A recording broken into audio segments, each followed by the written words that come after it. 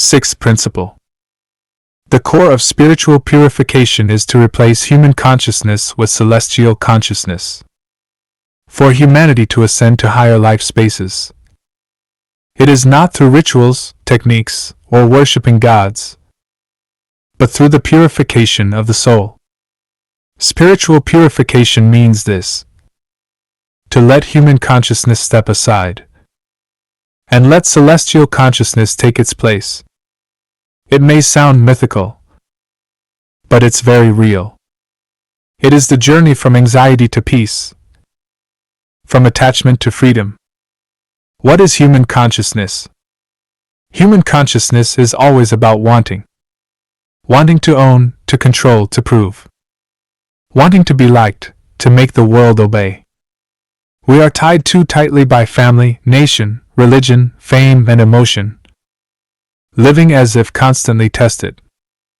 Afraid of not being enough, afraid of being left behind. So jealousy, comparison, anxiety, fear, obsession, and hurt all arise from human consciousness. It believes that the more it grasps, the safer it becomes. But the tighter it grasps, the more it suffers. What is celestial consciousness? Celestial consciousness is another frequency altogether. It is light, natural, unforced, and free of demand.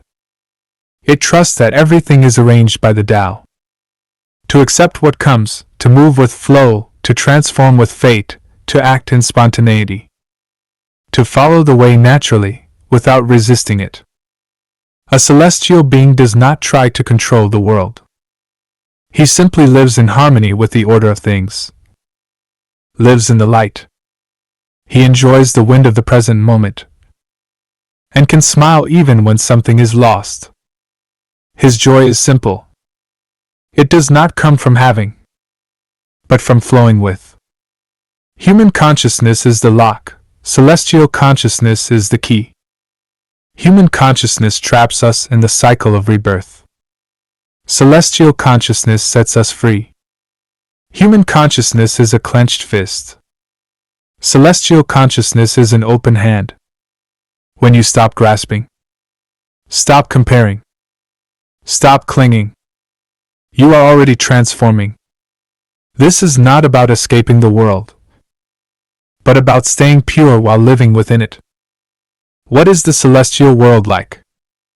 When one truly lives with celestial consciousness, beauty begins to flow toward them naturally. In higher spaces, like the 1,000-year world, there are no nations, no families, no private ownership, no jealousy, no deceit, no fear. Everyone is free, equal, and serene.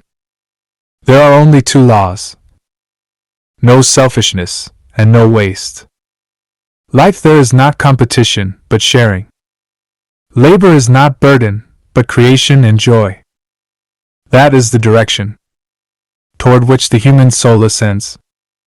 How to begin purification?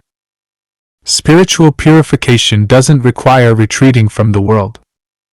It begins with a single thought.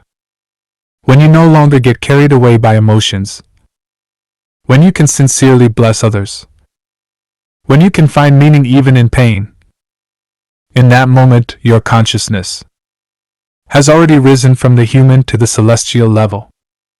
That is true cultivation.